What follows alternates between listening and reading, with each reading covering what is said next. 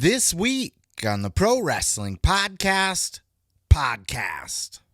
Tony Khan takes unfiltered shots at an ESPN reporter and Nick Khan. Trinity Fatu makes her Impact Wrestling debut and opens up about why she chose to leave the WWE. Mick Foley speculates on the most historically significant factions of all time. And AEW All-In London tickets pass 60,000 plus. Can they do the unthinkable and sell out 90,000 tickets? I'm your host, Seth Grimes, and this is the Pro Wrestling Podcast.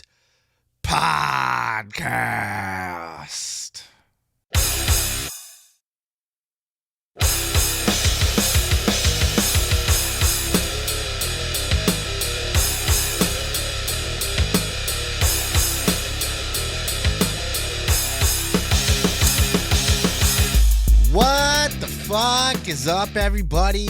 Welcome into another episode of the Pro Wrestling Podcast. I am your boy, Seth Grimes, and I am getting well caffeinated here on a Sunday morning, a rare Sunday morning that I record this. Usually record it sometime on Saturday afternoon, perhaps. But wrestling yesterday, there was a big pay-per-view, right? Or a premium live event. How do you guys feel about the premium live event versus pay-per-view? Is it starting to grow on you? Are you feeling the premium live event name? Does that make more sense to you in this day and age? Especially when it's not really a pay-per-view format anymore. UFC still does pay-per-views, for example. AEW still does pay-per-views. But WWE's really are they're just premium live events. That's what they are. They're live events that are premium. They're better than a Raw or a SmackDown. But you don't got to pay for them. I think you still can, right? Didn't Jim Cornette, he used to pay for the pay-per-views for a while because he didn't have the network gimmick or whatever. What'd you think of the show, though? I don't really talk wrestling on this here podcast, like the in-ring stuff. You know, we don't do reviews or nothing. But, hey, I mean, I got a little bit of time to kill here. Just sitting here enjoying my coffee. So let's talk about it a little bit. Bad Bunny, Damian Priest, what a fucking match they had, huh? Bad Bunny showing that Logan Paul is maybe not all that, huh? They're having a little competition to see who's the better celebrity turned pro wrestler, the better celebrity pro wrestler. They're both great. They're both phenomenal. Whether they practice their matches or whatever they do, they are kind of spot fests in a lot of ways. But look, man, they're entertaining. They're out there doing, are they Luthez? No. But they're doing their thing. They're entertaining, putting on a good show. I thought that was a tremendous match. I thought the crowd was absolutely insane, especially like for Bad Bunny's entrance, for Zelina Vega's entrance. Man, the crowd just was hot all night long, and I love that. A good crowd makes a wrestling show. It really does. Brock versus Cody was a great match. I thought that was really well done. We got a little bit of blood. Cody Rhodes match with blood, and Cody wasn't bleeding. Imagine that.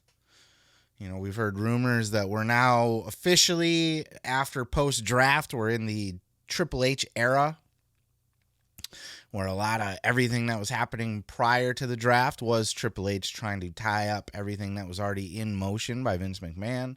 And that there was some input, on everything, obviously with a lot of the returns, damage control, that kind of stuff. But all in all, a lot of the stuff that was in motion prior to the draft was in motion because of Vince. And now Triple H is he's unshackled. He's free to do his thing. So I don't know if that's true or not. But I'm wondering if the blood last night was a sign of things to come. Are they going to use blood a little more often, or was that just a random-ass one-off?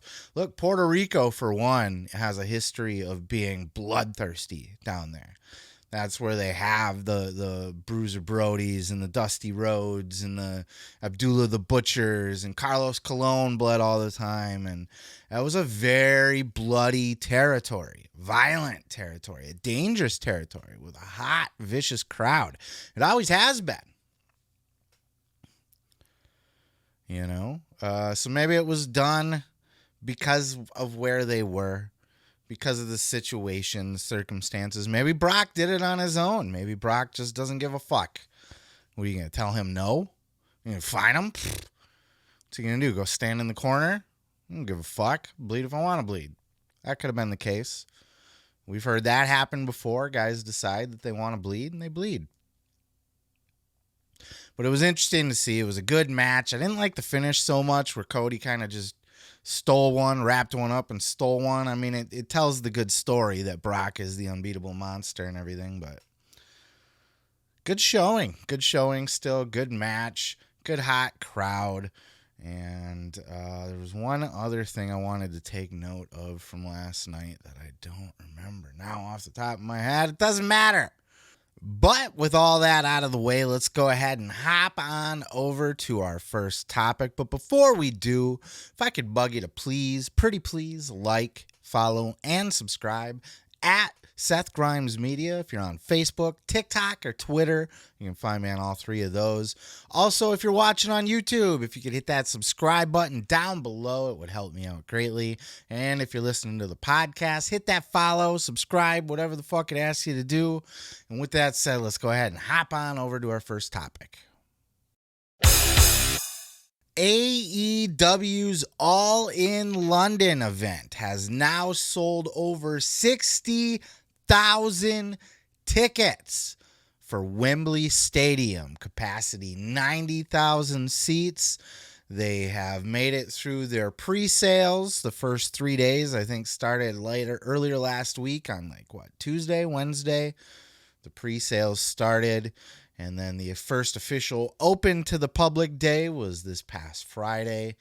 And as of the end of Friday, it was being touted that they had sold over 60,000 fucking tickets already. 30,000 more to go. They have not announced one single match for the event yet. We don't know who's on the card. Nobody cares who's on the card, apparently. 60,000 plus people don't care who's on the card at this point. They just want to go see this spectacle, this event. This is going to be a huge, huge deal, and it has already set all kinds of records, both for AEW and just for professional wrestling in Wembley Stadium. For more on this topic, for professional wrestling in general, to be honest with you, as far as ticket sales, almost no event has sold tickets faster than this one, except for maybe WrestleMania in Dallas, according to Dave Meltzer. Check out this clip where he talks about this and just this huge deal that this really is, that AEW has sold this many tickets this fast. Check out this clip. This or the 2016 Mania in Dallas would be the fastest selling pro wrestling tickets in history. So just being mentioned along the lines of, well ahead of, not well ahead, but ahead of Wembley in 92, ahead of WrestleMania 3, ahead of every other WrestleMania other than the Dallas. So that is, it's incredible. It's an incredible story. I mean, it's funny because somebody on Twitter just wrote to me and said, you go back to the start, this would be the movie. And it really would. I mean, because of, it's not all positive. I mean, the idea of what, the Young Bucks and Cody started, and then the meeting of Tony Khan and the building of this company and getting to this date with Cody gone and all of the stuff that happened over the last year. I mean, it is an incredible story. And the success, when they booked Wembley Stadium and they announced it on that show, it was funny because at first that day before the TV show, somebody had mentioned Wembley and I go, oh, fuck, not again. They're going to run Wembley Arena. It's like, they're going to sell that out so quick. And that's what I thought too. I thought it was the arena. Yeah, I was so mad because they always, every time, like there's no doubt in my mind that if they had run a stadium in LA, they'd have done, 25 to 30,000. I know for sure if they would have run the stadium, which they couldn't get in Toronto, but they would have gotten, easily 25 to 30,000. And I thought in England, they would get easily 25,000, maybe 30. When they did the stadium, it was like, wow, that is a gamble, but it's a smart gamble. And it's one that they needed to do. And the idea, a lot of people, the draw, it's a really interesting draw here because the draw is AEW is the primary draw, the fact that they haven't been there. But the idea that they booked Wembley in and of itself made it a draw.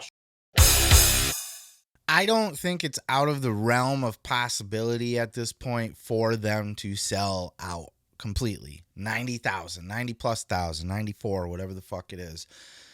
I think they can do it. They have made it to 60 plus thousand without even announcing anything other than they were going to be there. By the time of this recording on a Sunday morning, it's probably sold more. It could be pushing 70 by now. This is a big deal, and they haven't announced anything for this yet, and that's what's going to put it over the edge is how they build this card. Because at this point, they could make this just like a Dynamite, and nobody's going to give a fuck. You know what I mean? Well, I mean, the crowd might feel disappointed, but at this point, it's already a huge success. They could half-ass this show and just do a show over there, and it would be fine. But I don't think they should. I think they need to make this the biggest show that they can possibly put together.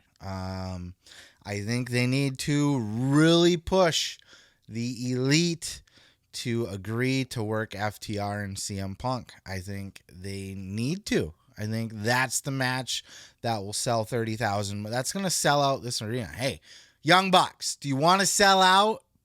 Do you want to sell out the arena? Agree to face FTR and CM Punk. One match, one time only. You never have to look at the guy again.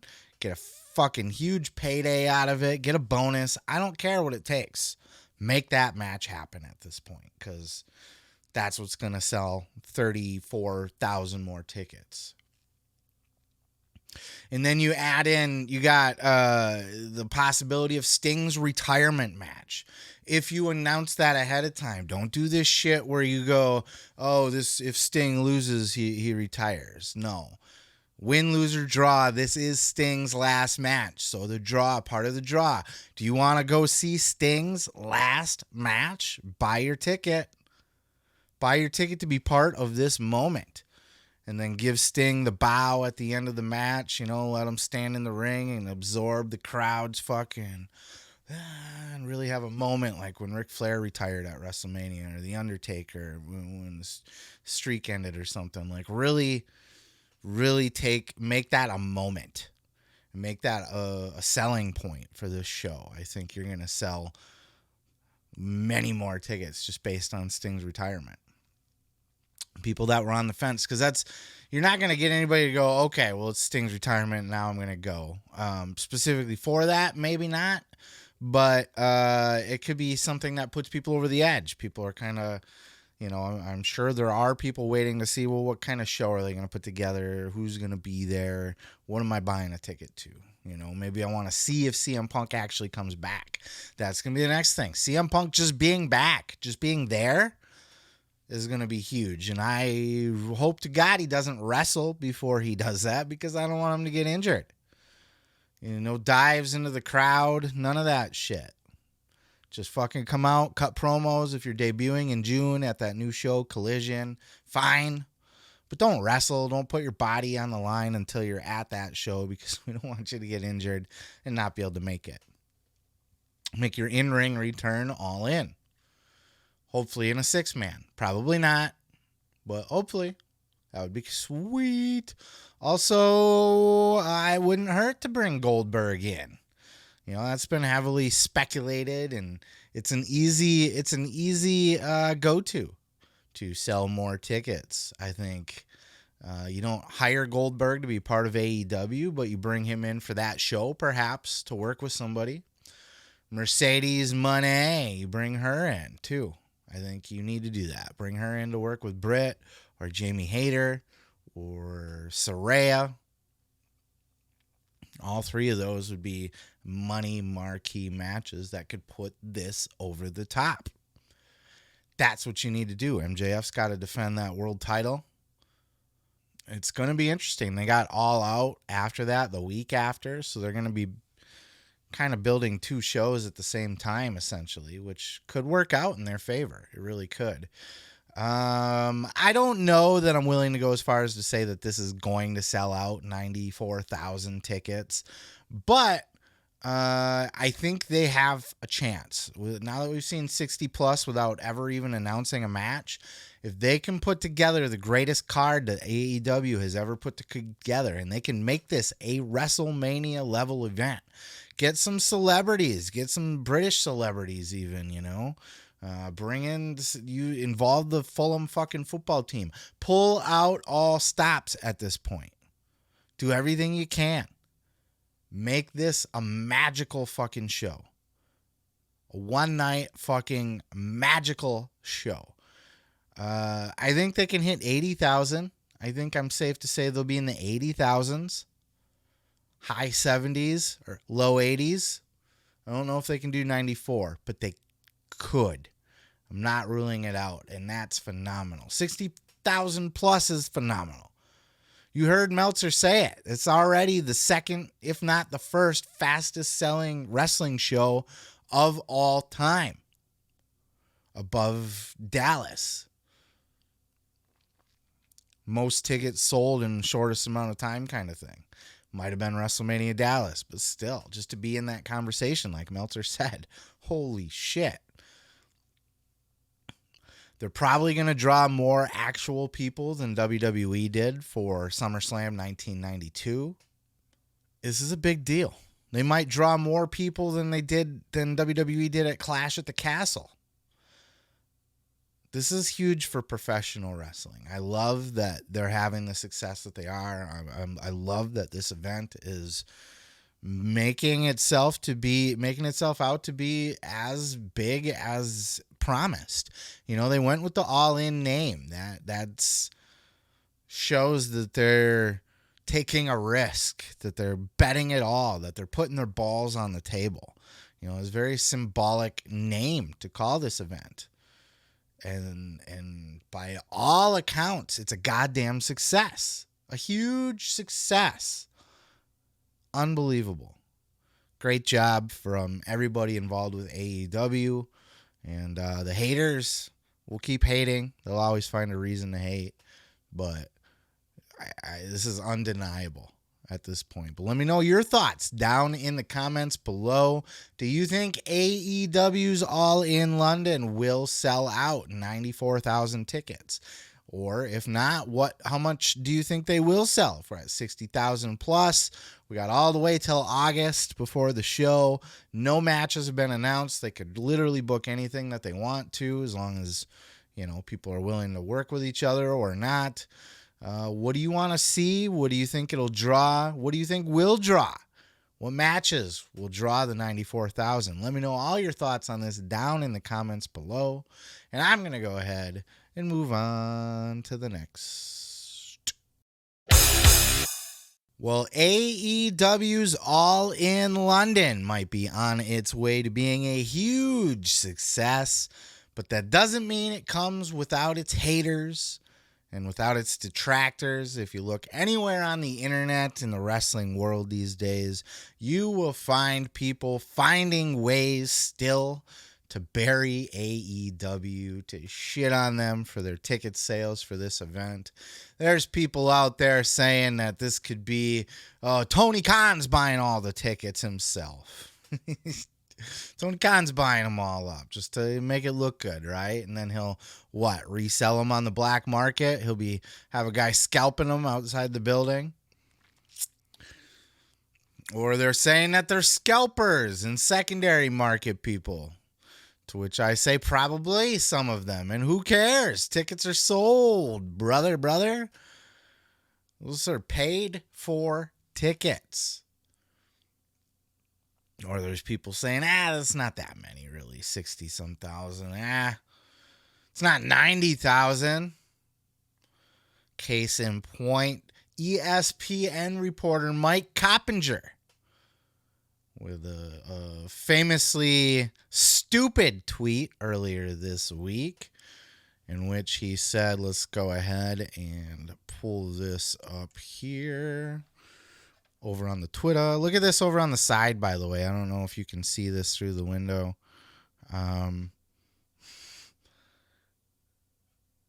Oh, he's not anymore. What the hell? Boo. When I pulled this up, Savio Vega was trending in the sports column. That's dope. Savio Vega was trending on Twitter. Didn't expect that one in 2023, did you? But Mike Coppinger said here, hearing Wembley is scaled for only 40,000 for AEW. Far cry from last April when I was ringside for Tyson Fury, Dylan White, and it was packed to the brim with 94,000. Nothing beats the big fight feel at Wembley. What a douchebag. Before we get into Tony Khan's response, which has drawn up lots of opinions and controversy this week, Tony Khan never shy to run his mouth on Twitter and snap back at people if need be. And rightfully so. It's his company. He should be able to defend himself. But before we cover all that, just the thought, what a stupid tweet. Hearing Wembley is scaled for 40K. You're trying to take the piss out of AEW by doing that. And this is an accredited ESPN journalist. He's not some fucking schmuck mark on the internet just being a douche. This is a guy that is supposed to be a legitimate, serious journalist. And, of course, he pulled that out of his ass because we all know that AEW's already sold 60,000 and counting. So, stupid tweet. And we got Tony Khan, who had responded to that very appropriately, by the way. I think this one was reasonable, where he said, since you carry the credentials of a credible reporter, plus represent the worldwide leader, ESPN, I'm just curious, who was your source for this? And how can a reporter representing ESPN tweet something about a legit news story that's so blatantly wrong and easily verified as a falsehood? Boom. Go Tony Khan. What a fucking, that was a smart tweet. Calling him out on his bullshit. You're a credentialed guy. Show your sources. Right? Since you're the serious fucking professional journalist here for ESPN, where are you getting that information? Why don't you make that public? No comment or reply or anything from this Coppinger fella. But then what really got everybody kind of buzzing was Tony Khan's second tweet. He couldn't leave well enough alone. He, snorted another line of coke or something and had to keep going. And replies with this one here. Lies! What a load of crap. This was at Mike Coppinger, at Wrestling Observer, and at Dave Meltzer. Tell your agent Nick Khan to shove it up his ass. Notice he didn't tag Nick Khan in that one.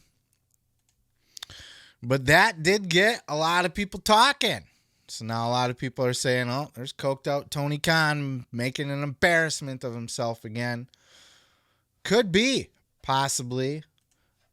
But before we talk about that more in depth, let's go ahead and check out these clips here. We got one first from Sean Ross Sapp and Jimmy Van over at Fightful on the list and your boy, talking about their thoughts on this Mike Coppinger fellow and his stupid, shitty tweet and Tony Khan's response to it. Then we're going to jump into an even more controversial opinion as we get to hear Eric Bischoff's thoughts.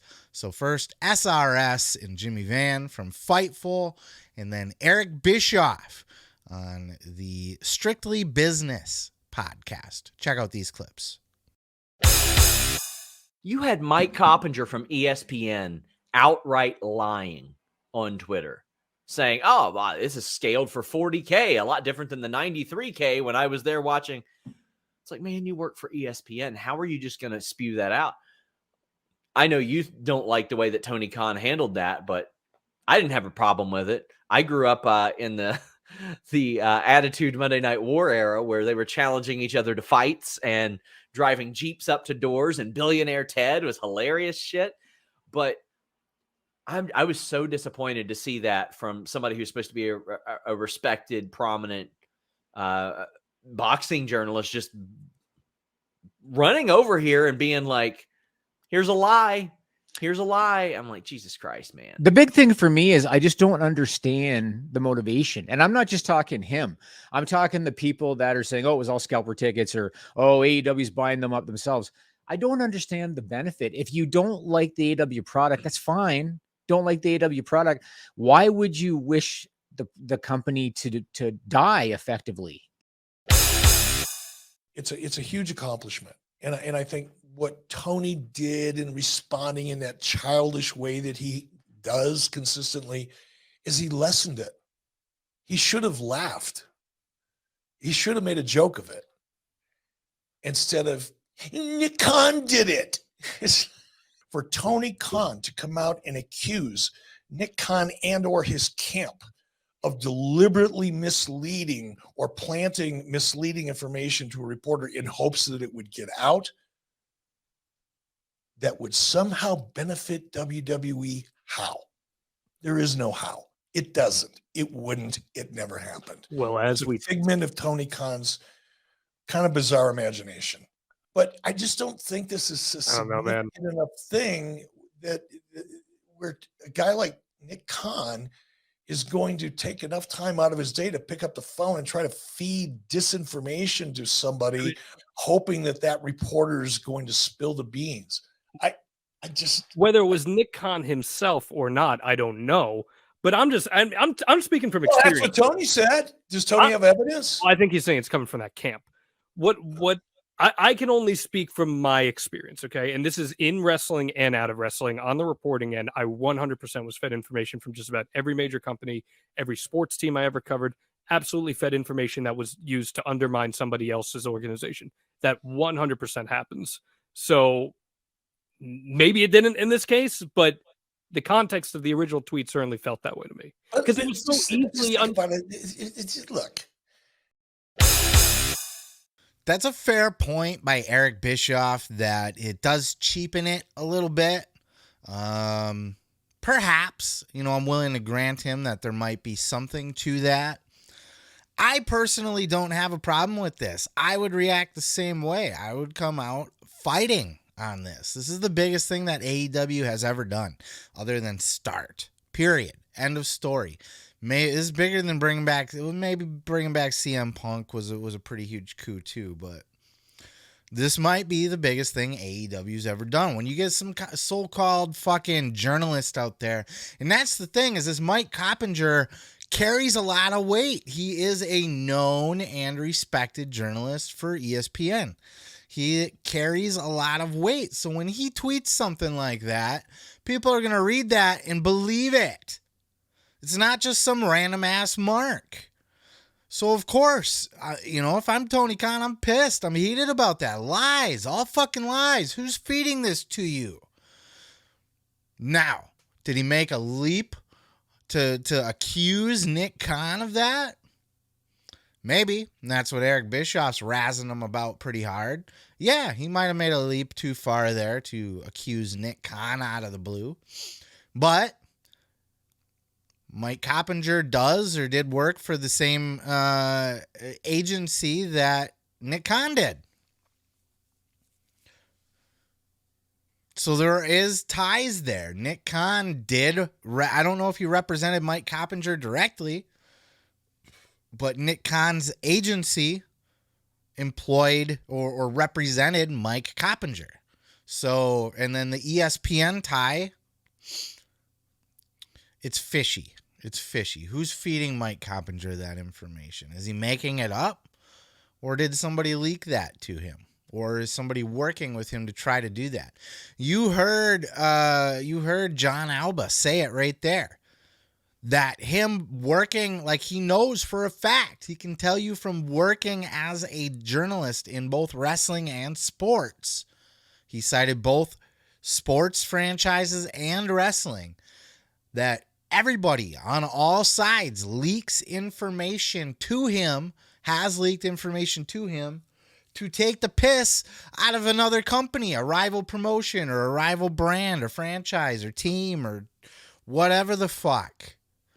That happens all the time.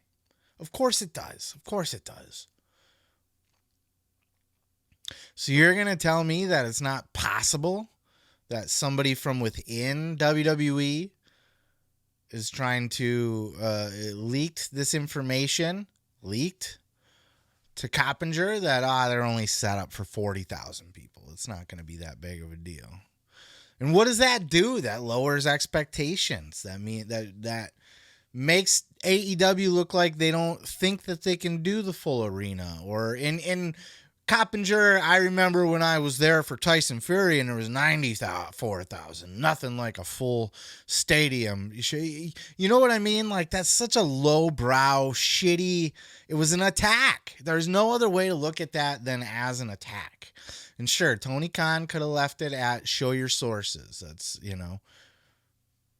an accredited journalist working for, a reputable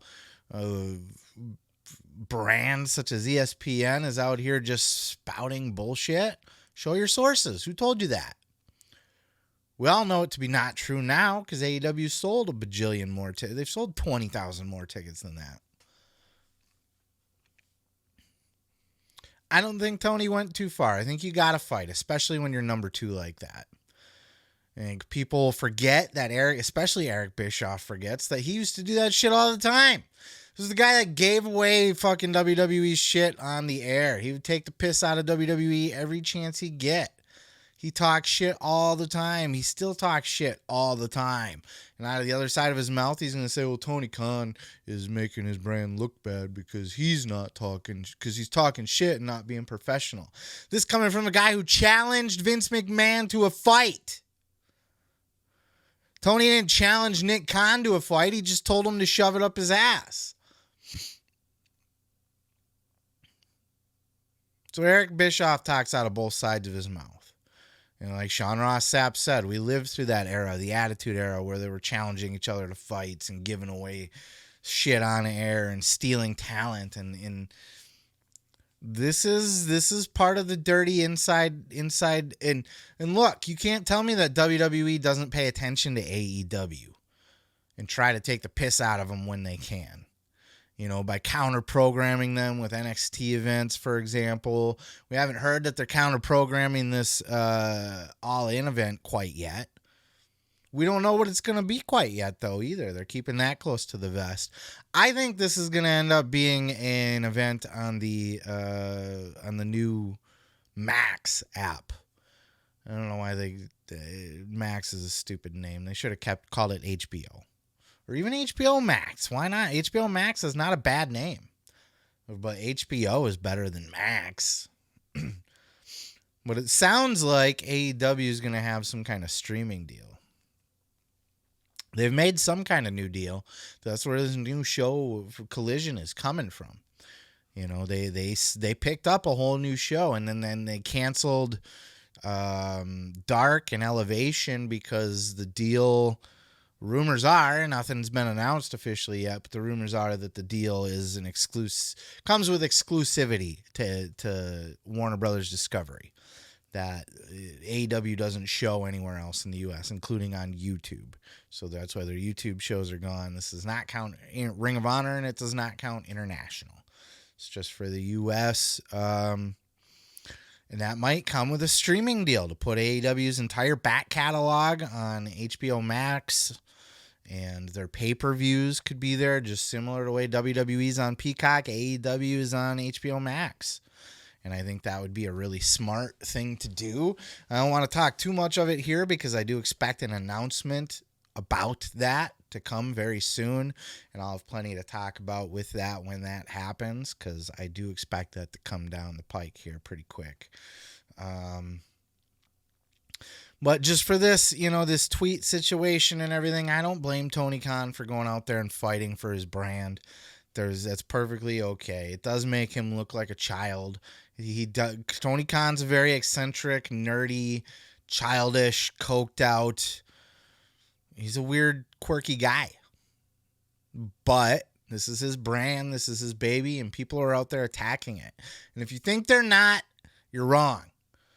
Maybe that wasn't leaked by WWE, but it was certainly an attack on AEW nonetheless. It was a lie, and it came with a snarky, well, I remember Tyson Fury had 90,000, 4,000.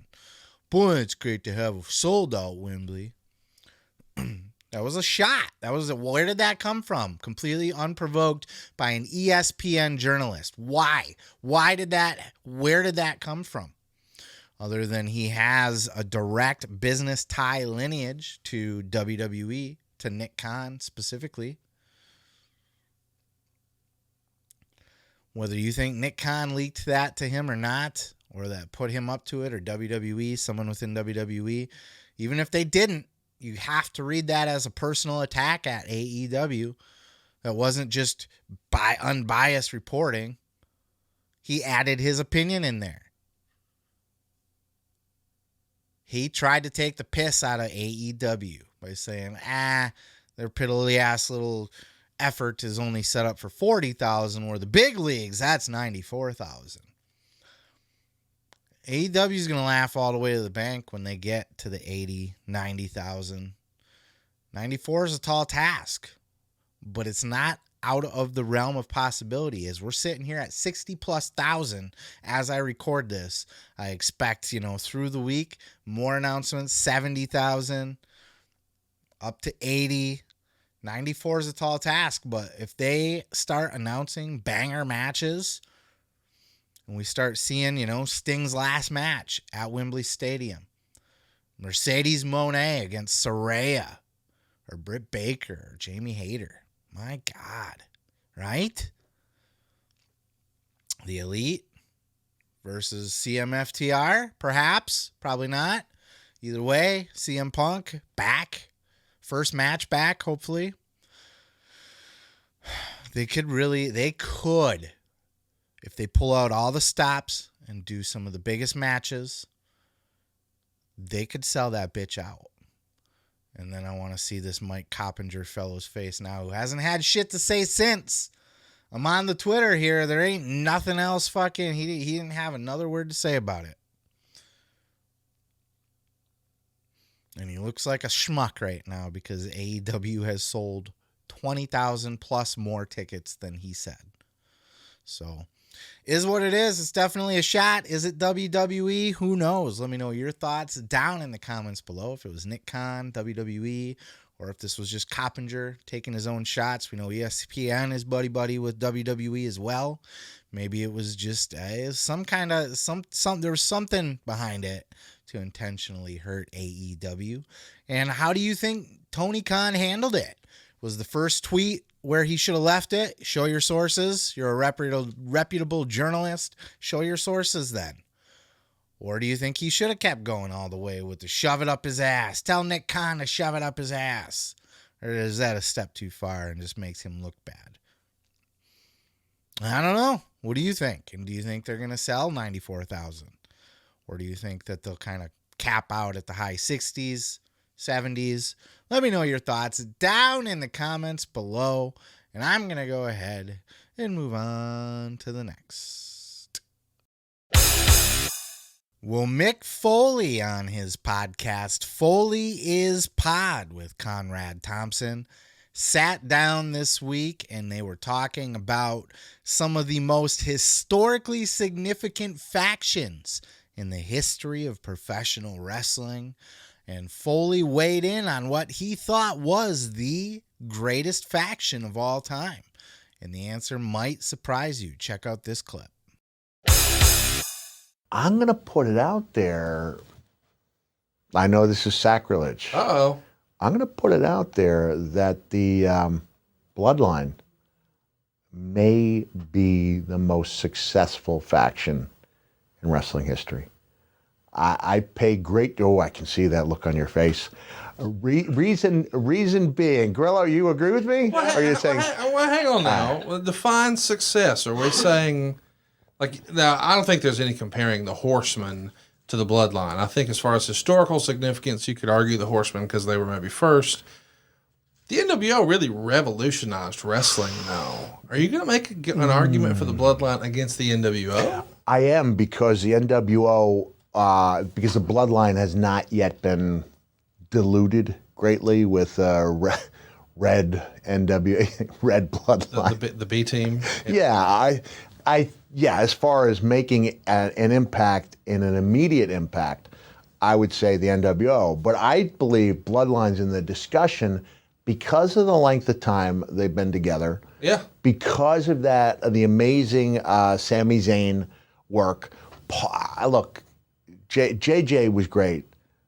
Oh, Paul Heyman's the man. Paul Heyman, argument. yeah. Paul Heyman's the man. Paul Heyman's the man. And people forget there was that rotating cast of characters to the point where it stopped being a big deal to be in the Horsemen. And we've kind of just willingly forgotten some of the incarnations. Oh, yeah, they kept it around longer. I see what you're saying. Yeah, I'm saying Pillman, that Benoit, and Malenko, and Jeff Jarrett. Roma. I was going to skip that one. There is Roma.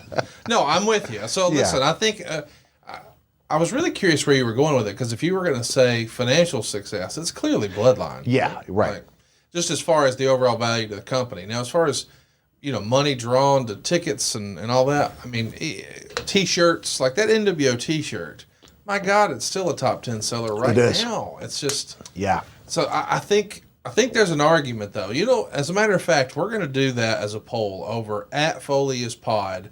What is the most historically significant faction of all time? Is it the Bloodline? Is it the Four Horsemen? Is it the NWO? Is there another one you want to put in there? You want to throw DX in because I think we should throw DX in as well, because we're talking about them and they were huge. But I'm putting Arn. You do the podcast with Arn and Ole were state of the art. Oh yeah. But Jay and Jimmy, man, the length of time they've been together, longest reigning, and it really is a bloodline. Yes. And it's really unfair to compare anybody to Rick. Roman's a completely different type of champion. Yes. But man, it's been a great years. Years. Man, that's a hard one to say. I don't know that I'm willing to go as far as to say that the Bloodline is the greatest faction of all time or the most significant faction of all time. Certainly, look, they're having a great run, or had a great run. I feel like it's waning now. I think the stuff with the Usos is dying down a little bit. He had that, it looks like they're doing some dissension in the ranks with the Usos and the Bloodline. And Solo Sikoa especially, it looked like he was going to turn on his brother at Backlash. But I don't know. It might be too early to tell. We might need to see, how this plays out and how this ends. Especially because Foley was, part of his rationing was that the NWO got watered down and over-diluted towards the end, which it did. But look at that. Towards the end, when their whole first year, almost 2 years as a faction, was undeniable. The Bloodline's only in that territory now, and now everything's starting to change a little bit for them. It might die down and dilute now from here. We don't know. Plus, how has the Bloodline changed the business? The NWO changed the business. NWO was revolutionary. It really was. Obviously, I'm saying the NWO is the most historically significant faction of all time. Well, did they get diluted and watered down? Absolutely. Everybody and their mom was an NWO member, and there was supposedly a method behind that madness. That was starting to happen because Eric Bischoff was going to eventually split the brands, do a brand split, and do NWO as its own separate promotion, which is why they started turning into factions, and there was a bajillion of them, and there were undercard guys, and they had their own referees, and it became a whole thing because they were going to be their whole own separate brand. NWO Nitro or whatever the fuck he was going to do. I don't know if that's true or not.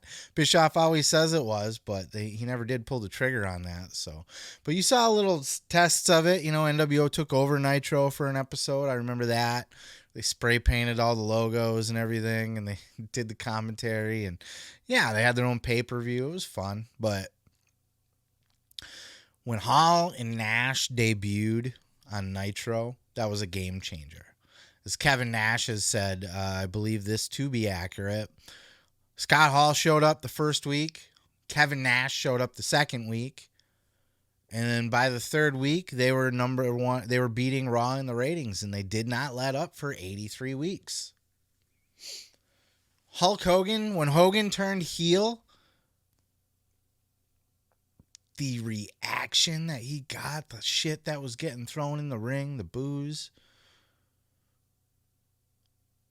Hulk Hogan, this baby face from the fucking 80s, from the early 80s. For 10, 12, 13 years, Hulk had been a say your prayers, eat your vitamins face of the company. WWE or whatever, WCW when he went there. The hero. He's American made. Don't you judge my singing.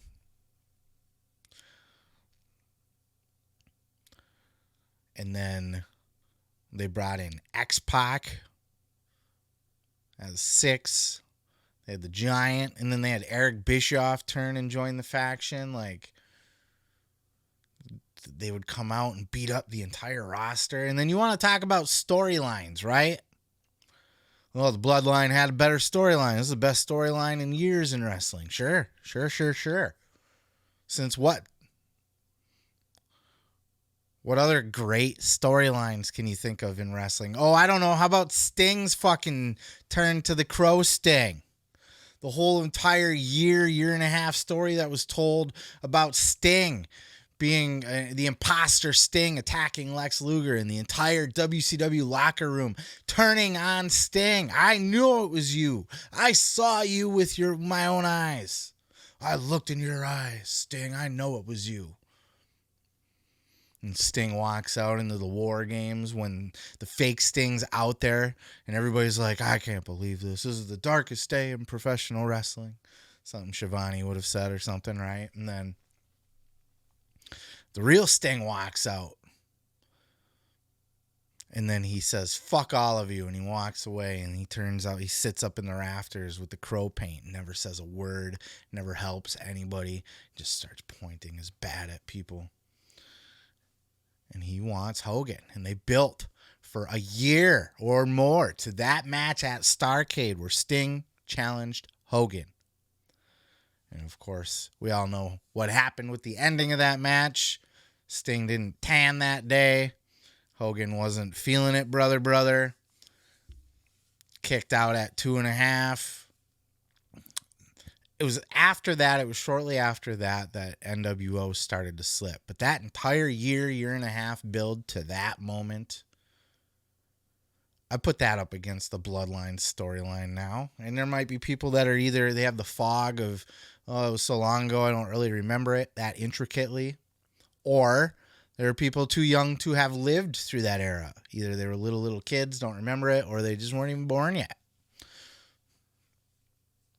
The NWO is more, and not only that, but it forced the hand of the Attitude Era. You could argue that DX was inspired by the NWO.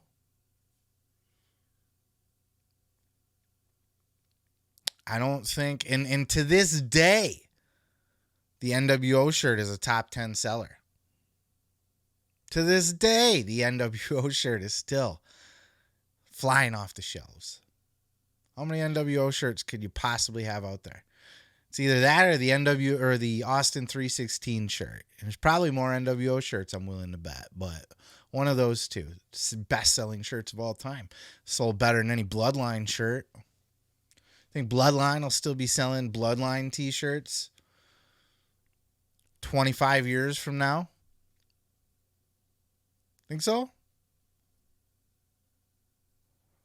We'll see. We'll see. So I think Mick has a bias towards, he has a recency bias. He has a bias towards the current roster. I'm just going to respectfully disagree. You know, you look at the Four Horsemen. They were great in the 80s, but they weren't on a worldwide national level like the NWO or the Bloodline or anything like that. They were still territory-ish. You know, Crockett was national to an extent, but it wasn't in as many homes as later WCW would be or WWF and WWE. So, and as good of a faction as they were, I mean, you're not going to put Arn Anderson and fucking Barry Windham up against Hall and Nash and say, oh yeah, no, they're way better, way better.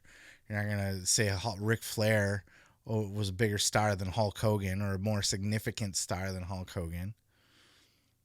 And I wouldn't put them, I'd say the Bloodline is a more successful faction, more significant faction than the Four Horsemen. Look, Four Horsemen were great. They set the tone for factions. They were historically significant for being the faction. The first, I don't know if they were the first faction, but the first, faction to that level. And they're still talked about to this day. They're not more significant than the NWO, in my opinion, but they could compete with the Bloodline, too. I would put the Bloodline above Four Horsemen. Well, we got to see how the Bloodline storyline plays out, too. And look, DX was great. DX was an all-time faction. Historically significant, more than the NWO? No. They were the answer to the NWO, so there's no way they could be more historically significant than the NWO. There was no big heel turn that set the tone for DX. There was no big jump ship, like Hall and Nash. Yeah, X-Pac jump ship from NWO over to DX. I mean, no, I take that back. That's not because that was a game changer for DX. That really is what made DX, was that new formed faction after Shawn Michaels left and Triple H took over, added the Outlaws and X-Pac. That was the DX that was the money. But it's not more historically significant than the NWO. I present to you the NWO, the most historically significant, greatest faction of all time in the history of professional wrestling. And I have laid out my case to you, but absolutely willing to hear your thoughts. Who do you think is the most historically significant, greatest faction of all time, and why? Back it up with the why. If it's the Bloodline, how has the Bloodline surpassed what the NWO was able to accomplish? And how can you judge that this early when they're still in their first year and a half run, 2 years? Let me know your thoughts down in the comments below. I'm going to go ahead and move on to the next.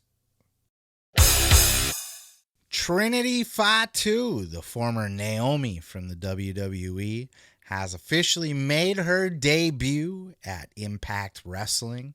She had been gone. Remember, famously walked out with Sasha Banks as the tag team champions. Her and Sasha were the women's tag team champions. And they famously walked out of WWE. I believe it was a SmackDown. They were scheduled to work that night, and they left. And they never came back. Sasha was eventually granted her release, and Naomi was released as well. Sasha, we all know what happened with her. She has reincarnated into this Mercedes money. And she's out wrestling in New Japan. But we hadn't heard much from Trinity. Where did Trinity go? Where's Naomi? Well, Naomi finally popped up at an Impact Wrestling taping, made her debut. Huge reaction for her. Glad to see her there. A little bit of a step down, obviously, from WWE. But it might be a better fit for her. She might be able to be presented better. Might be able to be a top act and reinvent herself and maybe go back to WWE. Who knows? But it was nice to see her pop back up and be happy. You know, see that she's still has a love for this business. And a lot of people were speculating and wondering what exactly happened when they left the WWE. Well, we still don't know all of those details. They haven't been said out loud. But Trinity did touch on it. She did an interview with Busted Open Radio this week, talking with Dave LaGreca and Mickey James. And she just opened up about how she felt about WWE the day she left and why she left. She doesn't go into extreme details. You're not going to get the dirt necessarily, but you're going to get the vibes and the energies, and you're going to kind of get an overall feel of why she felt like she had to go. Check out this clip, and we'll catch you on the flip side. Which is why I chose and wanted to be Impact. The doors are open for me everywhere, literally everywhere. But I truly feel like Impact is the best choice for me at this point in my life right now, with what I want to do, and to just be able to work with the talent there. I feel that it's where I'll be happiest and most utilized, and really get to grow in the ways that I feel that I need to right now. On this wrestling journey. Had all of this stuff never happened, there's no way I would have took that leap. You know what I mean? But the situation kind of forced me to figure it out. And that's what I meant when I said, you know, everything was like a blessing in disguise, because I was really going through a lot, and just felt very stagnant, and I wasn't happy. And ultimately, I left that day because of the way I was talked to and handled. And everything kind of just broke me that day. Had nothing to do with anything else, anybody else, but that was just it. I had to.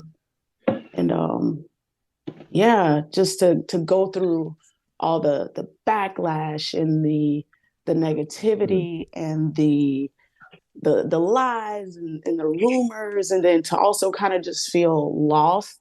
It really, it broke me. It was probably the lowest I've ever felt in my life. But going through that, it made me, reset and face it head on, and figure out how to learn from this experience, grow from it, and just find myself again. In all of it. I don't blame her.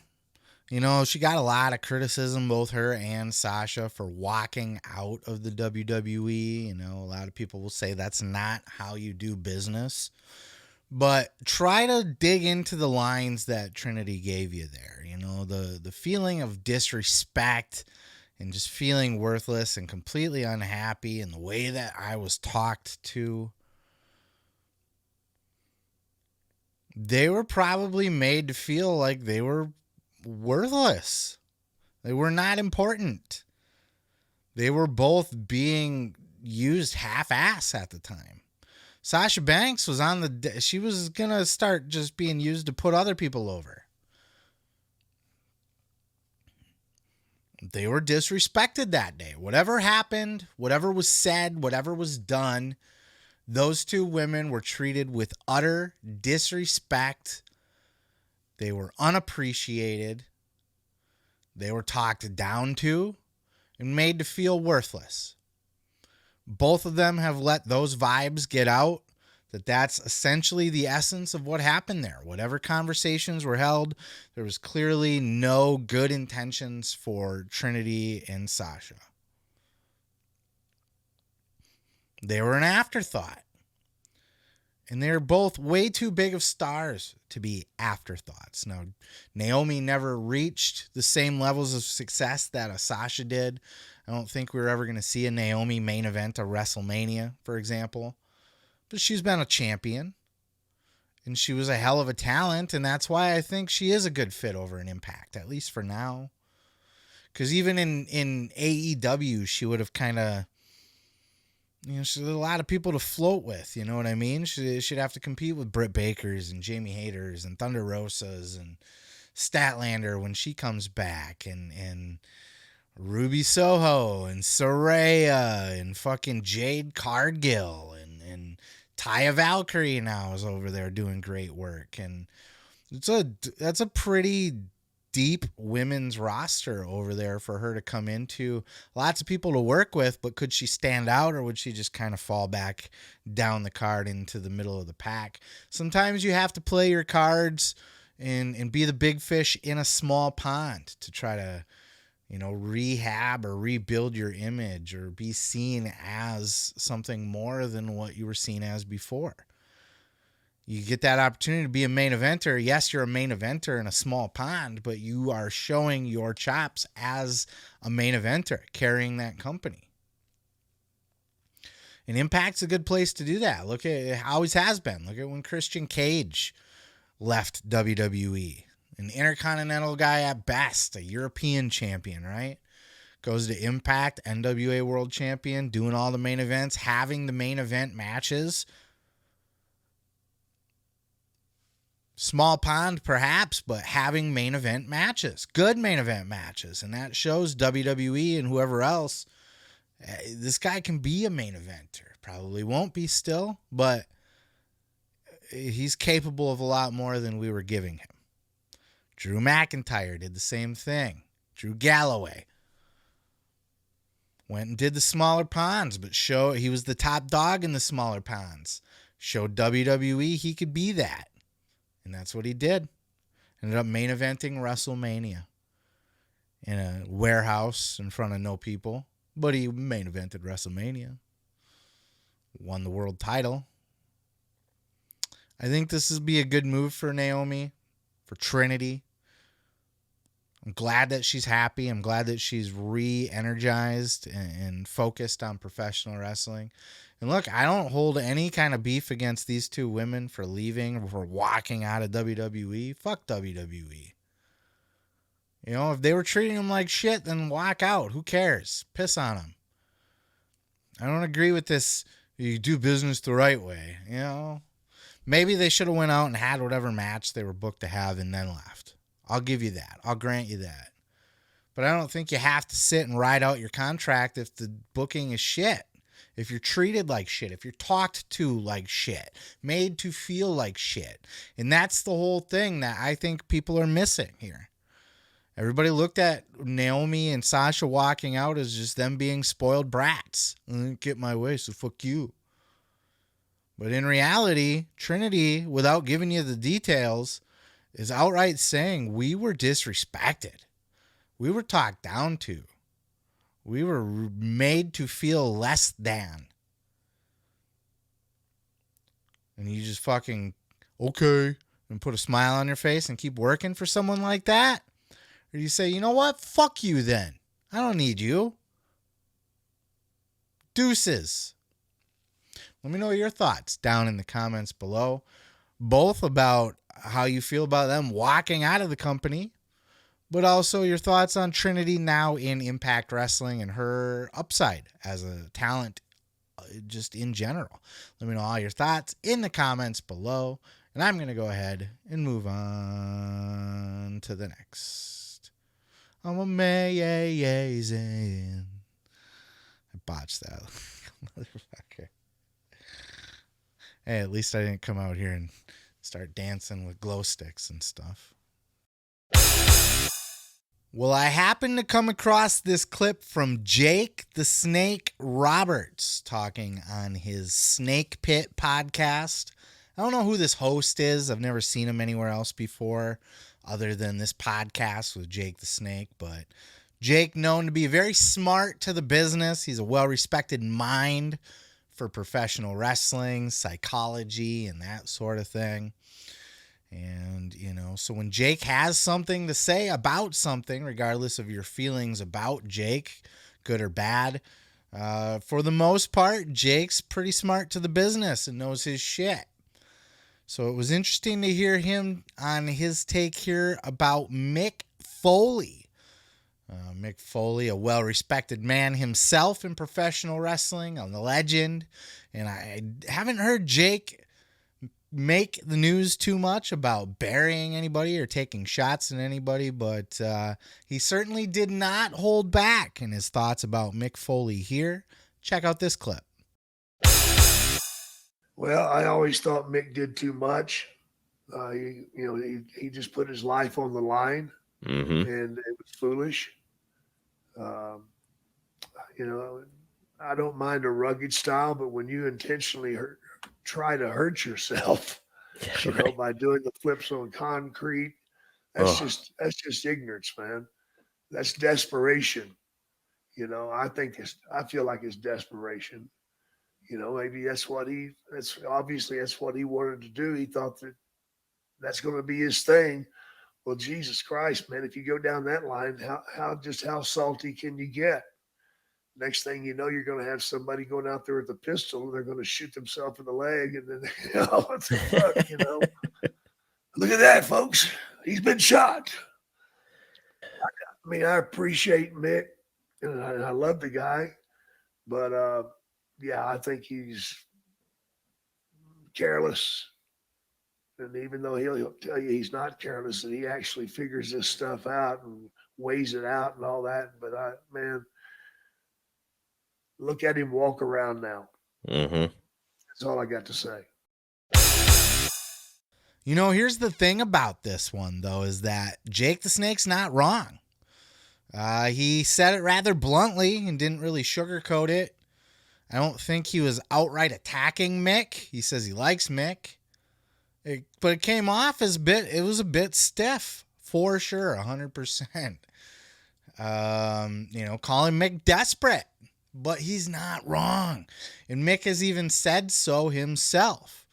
Mick's got his Mick Foley risk reward ratio equation that he applies to all of his big stunts or whatever. But Mick has gone on record and said that he really felt, because of his look, because of his lack of athleticism in a lot of cases, that he was going to need to get himself over by doing the thing, going that extra mile, doing the things that other wrestlers won't do, putting his body on the line in ways that other people won't do. That's going to get him that attention, the Nestea plunge and all his elbow out to the floor and all of that shit adds up, takes his toll on him. The Hell in a Cell, of course. My God, look at that. And Jake, the way Jake ended it there, all you got to do is look at the way the guy walks. That's all I got to say about that. But it was the desperate that really stuck with me. Calling Foley desperate. Sounds like a dig, but it's the honest to God truth. It is desperate. It is desperation. And Foley has admitted as much himself. That's why he does that shit, to get that attention, to stand out. It worked for him. Mick Foley is an absolute legend, an icon, but he is fucked up. He's had a hell of a rough life, physically. He's one of, if not the most beat up wrestlers in the history of professional wrestling. But it was all of those bumps that made him famous. It was Hell in a Cell specifically. That was iconic. That will live long after Mick Foley is passed. That will be replayed. That will be his moment that he's remembered for forever. But he got himself on the national stage by taking those sick bumps out on the floor, having those hardcore matches.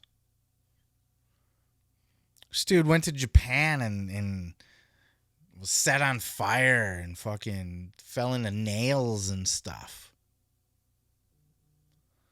just to get his name noticed. It's one way to do it, and as Jim Cornette often criticizes, it worked for Foley, but now it's Foley's cross to bear because Foley has now inspired every other guy in a fucking pair of basketball shorts and t-shirt, some ripped jeans to go out there and think that they can do wrestling because they can jump off of high places and get hit in the head with stuff. I can fall into barbed wire. I'm hardcore. He's hardcore. He's hardcore. You ever see that kid? That kid on TikTok and Facebook and stuff? He goes, okay, this one is for my juggalo homies.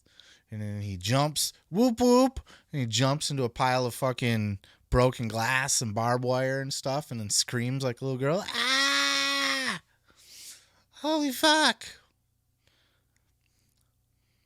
You're welcome, Mick Foley. You can thank Mick Foley for that. That's Mick Foley's influence on this business. So it is his cross to bear. All these hardcore deathmatch guys. Started with Terry Funk and Mick Foley. Sabu, another one to blame. It's one type of wrestling. People like it. People enjoy it. People respect Mick for that. People like their hardcore stuff, their deathmatch stuff. But the damage that this man has done to his body for this business, and look, all the respect in the world, all the props. I love Mick Foley. I do.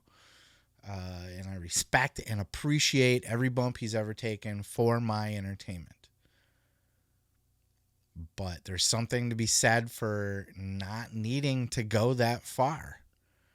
MJF famously put out a tweet. I think he tweeted and deleted, but he had a couple tweets out recently to the effect of the idea should be to go in the ring, get paid, and make it out in the same condition you left in. Not go out there and try to kill yourself for these fucking marks. Well, your 5-star rating pay for your hospital bills or whatever, you know. There's something to be said about that. It's not needed. And I don't know that Mick needed it because he was quite the personality and character without the physicality. It's not like it was his only thing like half the roster in ECW. You know? Balls Mahoney, that was his only thing, right? Ian and Axel Rotten. Mick Foley had it. He had a look. He had a presence. He had a way of speaking, his voice, his promos, his character work, his stories that he told, his anti-hardcore storyline in ECW. He didn't need it. But it made him who he is. What are your thoughts? I'm curious. Did Jake the Snake go too hard on Mick here? I think he worded it pretty stiffly. I think he could have sugarcoated it a little bit better. But why? What's the point, you know? I think he's speaking truths here. I really do. That's just my thoughts, and I'm just some guy yelling at a microphone in my basement. So let me know your thoughts down in the comments below. And I'm going to go ahead and move on to the next. Well, as of late, it seems like we've been getting Omos shoved down our throat every single week on WWE TV. Omos versus Brock Lesnar at WrestleMania. Omos versus Seth Rollins at Backlash. Omos been losing a lot of matches, though. Yeah, still getting the big push ski and all of that. A lot of people criticizing WWE over this. Oh, this is Vince McMahon back. That's why he's pushing Omos down everybody's throat. But a lot of people seem to have high hopes for this big fella here. And if you watched Backlash and you've seen how well he was put over on Seth Rollins, look, Rollins got the win, but Omos had, it took 3 fucking curb stomps to get him down. Omos had a good showing. Omos was on the Insight podcast with Chris Van Vliet this week and did a shorter interview than Chris normally does. But this absolutely changed my opinion of Omos. I thought it was an incredible interview. Well, maybe incredible is a little bit of hyperbole. You know, I've definitely heard better interviews, but this was a very humanizing interview for Omos and really made me look at him in a different way. And I think you might too. I want to show you this clip here of Omos just talking about his love of professional wrestling, how he got into the business and what he loves about it and how he feels about this great sport of ours. Check out this clip. You were supposed to have a WWE tryout in 2014, and because of various different circumstances, that didn't happen. Do you think about what life would look like had that happened at that time? I do, but I don't think I was mentally ready for it. I always think back to back then, and what I when I didn't come for the tryout, everything I had to go do in that 4-year time span. And I think I needed to go through that growth and truly try and give my best to basketball, and for it to come to a full stop before I jumped into wrestling. Because I don't think if I just came at that point in time, I think I'll still have some, what if I did this in basketball? What if I did this? But I truly exhausted all my options. I was to the point where there's really nothing else for me to do. And I needed to pivot in my life.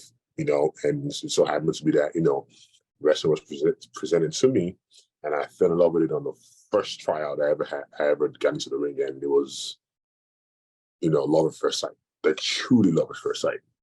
What was your first introduction to the WWE and to pro wrestling? Like, is it something that's popular in Nigeria? Oh, to be honest, I didn't think it was until when I went back home last year. And I truly got to understand the magnitude of fans we have, not just in Nigeria, but just all over Africa as a whole, and how individuals watch it. I went back home last year for the first time in 14 years, and just having regular day workers seeing me on the streets and saying, Omos, and I'm kind of shocked because I wasn't expecting that type of reception. But it went down to meeting, the current vice president of Nigeria, and like his kids are watching the pay-per-view. Wow. This is when, right before after we did we're in Saudi last year, Braun and I, and going back home, and the president's like, "We saw you. What you doing here?" I'm like, "Came here to see my family, and it's pro WWE. Well, we just saw you this a couple of days ago in Saudi Arabia." I'm just like, "Wow, like this, like I did not know this, but it is extremely popular back home, extremely popular." I think they don't have a it's called Jumbo on the cable network there, and it's like a 24/7 programming for WWE. You can watch WWE 24/7 every day. I'll tell you what, I'm on Team Omos now. I am on the train. I am officially on the Omos bandwagon. Omos, however you want to pronounce it. Look at this. This guy's well-spoken. He's much more well-spoken than I thought. He speaks fluent fucking English. Fluent. He understands it clearly. He speaks it clearly. He's got a thick accent, but he's not stumbling to try to find his words or anything like that. You can have a full-blown conversation with the guy. He's modeling himself after the right people. Kevin Nash, you see a lot of Kevin Nash in his ring work. I've noticed that, especially after he said that Kevin Nash is a big inspiration. I watched this guy wrestle. Remember that big sidewalk slam that he drops on fucking Seth Rollins? He also had the thing where I think it's a shot to the corner, and then he does the thing where after that he runs to the ropes and then comes off with the big boot. That's a Kevin Nash move. It's a good person to model himself after, a little bit of Big Show, a little bit of Giant, because he is a giant, so he's got to really work that in. And Nash, for as big as he was, and he is a giant, he doesn't necessarily work like a giant always. He took bumps and stuff like that. I think Omos might be, he's not a great Khali, and I think we all kind of look at him as like this big the big dumb stumbling. Same thing that what's his name gets over in AEW, the guy that's with Jeff Jarrett and stuff. Singh, is that his name? I don't know. But I I think Omos has what it takes to be a big player in the business for years to come. He loves the business. He's not just in it to get a paycheck because basketball didn't work out for him anymore. Can speak fluent English. He's smart. He seems smart. And he's picking the perfect, he's getting information from the right people. He talks in this interview that he picked up from AJ Styles. Working with AJ Styles, he got the ferociousness, the viciousness, the intent to kill. Remember, AJ always talks about how Vince said he wanted his vicious pit bull. And that's what AJ is. Oh, yeah, I can do that. And AJ is vicious. And Omos says he took that from AJ, the intent to kill. When I go out there and I'm working with you, I am trying to kill you. He gets that anger and that look on his face, and everything's with malice and intent. And I see that coming out too in his work with Rollins.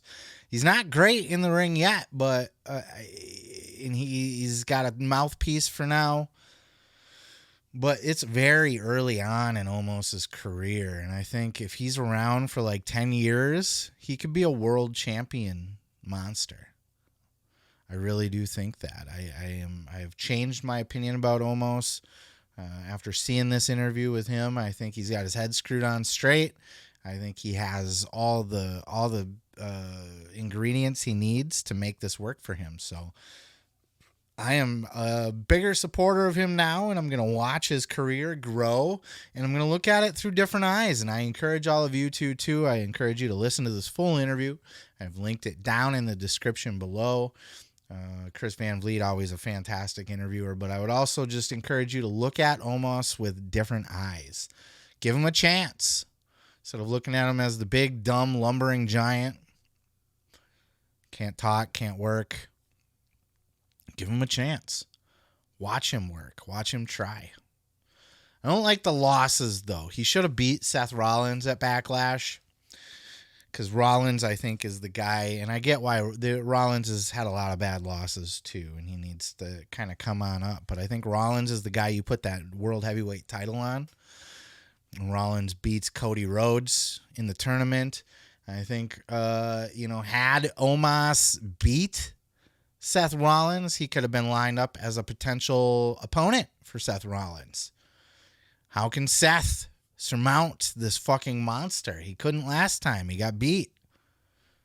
Now he's the champ. He's going to lose this time, isn't he? Who knows? Tune in to find out. But now he's already beaten him, so of course he can beat him again. But I think he needs to start getting his wins back. And he needs to start being built up as a monster. He's made to look good. He didn't get, he was made to look strong against Seth, but he needs to really start looking strong and be that unbeatable monster. Because I think he's the closest thing we have to it right now, and I think he's going to be around for a while and going to impress us over the years. But that's just my thoughts. Let me know your thoughts on Omos down in the comments below. And I'm going to go ahead and move on to the next. Well, big sexy Kevin Nash did an in-ring shoot interview for Monopoly Events. This must have taken place at some sort of WrestleCon thing. Over in Europe, this might have been the big thing. There's a wrestling convention over there. It's probably the same one, I imagine. That Jungle Boy is catching some heat on for some of the shit that he was talking. Just kind of having a bad attitude and not really wanting to be there. This was also, there's that picture floating around of Kevin Nash and Big Show and Booker T and Goldberg all together, DDP. This was that same event, it appears, and Kevin Nash had a sit-down interview with SoCal Val. And it took me a good half hour to realize that it was SoCal Val. No offense to SoCal Val. I would still smash in 3 seconds, but nonetheless, age gets the best of us all. I'm sorry for that. But Kevin Nash was in that ring. And Kevin Nash was talking about all kinds of different things. And Nash always very open and outspoken about things, never one to hold back or anything like that. And he was asked what his favorite moment was with The Undertaker. And the answer I think you'll find is in true Kevin Nash form. Check out this clip. My favorite moment with The Undertaker was Vince brought us into his office in Connecticut and told both of us that we could no longer go to strip clubs. So the next loop starts, and the first town is Winnipeg. And Winnipeg we stayed at this kind of a dive hotel, but hooked onto this hotel was a gentleman's club. So I'm like, I'm not sitting around here all night and sitting in my room. I'm going to go to the strip joint because I know like nobody's going to go. And I walk around. Takes a minute. I sit down. I sit back in the corner. Takes me about a minute or two for my eyes to adjust. I look over in the back of all the way across the club. I see this long hair. And he just looks up at me. Mark looks up at me and goes, and I didn't know if he was like, I was here first, you have to leave.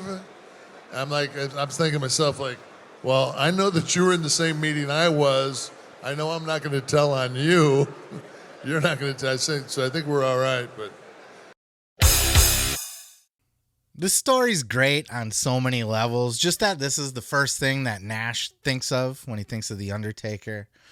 But also that both of them were pulled into the office and told they couldn't go to strip clubs anymore, and yet both of them were there at the strip club at the same time. I'll just give a little nod. It's fun. It's fun story. Taker's always out partying. Taker always enjoyed a good time after the shows. It would be interesting to see. I wonder what the chicks were thinking giving that guy a lap dance, especially if anybody knew him. You know, just fucking lap dancing the dead man. Big sexy over on the other side of the room. Just two big 7-foot long-haired fucking famous professional wrestlers rocking out a titty bar. It's great shit. It's a great visual, too, as you would imagine. There was another great clip here. At the very end of this interview, almost got away with not hearing this, but I found this one interesting as well. We all hear the too sweet that Kevin Nash always drops, and even to this day with the fucking Bullet Club, they're always like, hey, too sweet me, bro. Too sweet me, bro. Hey, put up the too sweet. Is this even called the Too Sweet? Did the NWO ever say, you know, they did this and go too sweet? But is it officially called the Too Sweet? Anyway, we got the origin of the Too Sweet. Kevin Nash explains where this came from. Not the hand gesture, but just the too sweet. Check out this clip. Do you know how that came up, the whole too sweet thing? No. I was out with my wife and another couple, and they both got margaritas. Oh. And I said to my wife, how was it? And then the girl that was with her, she went, too sweet. And it became a joke on how she said it. So one night we were out there, and I said it in her voice. I used to always say it. I used to say, too sweet. That's way cooler. Yeah. And I mean, like, that was just for her. But that was Scott and our MO was we would say something on TV and everybody would go, I don't know what that means. No, because that was for our buddy Chuck. That was for one person. It was for nobody else. We did it for that. It was live TV. We don't like it. Made you laugh, right? So there you go. I made Chuck happy. It's all for Chuck. That's right. Do it.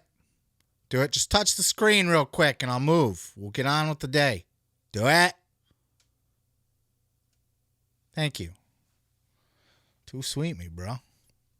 I love Kevin Nash. I love hearing this man talk. I wish I could cover his podcast more on this show. But he rarely talks about wrestling. And when he does, it's not newsworthy. He talks about everything else besides wrestling. But Kevin Nash is a fantastic guy to listen to. I don't necessarily always agree with everything he says. I certainly don't like when he gets political and that kind of shit, which he does a lot. Even in this interview, which you can find in the description below, when he's over in England talking about American politics. But I love me some Big Sexy. I appreciate Kevin Nash. I'm glad he has a podcast. I'm glad he's out doing all these interviews and he's staying out there in the public. You know, another thing he was asked in this one, which is relevant, was he was asked if the NWO, you know, the LWO is back now, if NWO could ever come back. I think the question was asked in the forum as if it could be done with a new crowd this time, similar to the way the LWO is now, but Nash kind of said no, that the NWO died when Scott Hall died, which I think is fair. Can't have the NWO without Scott Hall. He is the founding member. He was the first guy on WCW TV. So as an NWO member, right? So great little interview with Kevin Nash. Always fun to see. You know, the strip club with the Undertaker. Fun story. Origin of the Too Sweet. Highly recommend you check it out. And just to see SoCal Val. You know, if that interests you. Boy, it took... Poor Val. The comments tore apart. It was in the comments that I figured out it was Val. Somebody had said the same thing. Is that SoCal Val? Because I had that same thought, and then I went down to the comments to see if anybody else was talking about it. Oh yeah, they were, and it was not so kind. Poor Val. She's a sweetheart, and she was always a babe on TV, you know, and in AEW or Impact, TNA, whatever. Doesn't matter. It's the end of the show. I'm tired. What do you want from me? Peace, love, and pizza. I'm gonna go ahead and move on to the next. That's it, y'all. That's all I got for you this week. What a week of pro wrestling podcasts and shoot interviews. We got a little shoot interview in this week as well from Kevin Nash. Those are rare these days. Everybody's got a podcast and everybody's on other people's podcasts. It's rare that we get the shoot interviews, but I always like to include them still because they're important and they're the original form of what we do here, what the podcasts are now. Everybody talks on these podcasts. Before that, it was the shoot interviews. Sean Oliver was famous for that, his wrestling shoot interviews. That's where I knew Sean way before he was doing the Click This podcast. Sean Oliver was the fucking man. I love this business, man. I love talking wrestling. I love watching these interviews. Not a huge newsworthy week, but some fun stuff to talk about and get into. A nice variety of stuff to get into, too. You know, coming off of the Backlash. We got to talk about a little Backlash. I remember what I was going to say in the beginning, by the way. If you're still listening, it was the Savio Vega and the Carlito. Forgot to put that over at the beginning. But goddamn, had a little brain fart there. But Savio fucking Vega. And boy, was he over. And Carlito, good Lord. Apparently Carlito's return is getting a lot of views and stuff, too. And he's bigger than everybody that was in the ring. Dude should be given a job back at WWE. He's just never wanted to. He's too cool for that. I always liked Caribbean cool. He spit the apple in people's faces. He was the shit, man. He was the shit. Fun week. 80th episode in the can, dude. On our way to 100. I appreciate you guys so much. Thank you for hanging out with me. Thank you for supporting. Thank you for liking, following, and subscribing at Seth Grimes Media, Facebook, TikTok, or Twitter. Hitting that subscribe button down below. Hitting follow or subscribe on your podcast app. Checking out my book, The Gathering, A Bold Journey into the Belly of the Juggalo Underworld. A drug-induced debauchery at a music festival. It's fun. I promise you'll love it. It's got great reviews. What else can I say? That's it. That's all I got for you. Until next time, much love, mad love, peace, love, and pizza. I am your boy, Seth Grimes, and this has been the Pro Wrestling Podcast.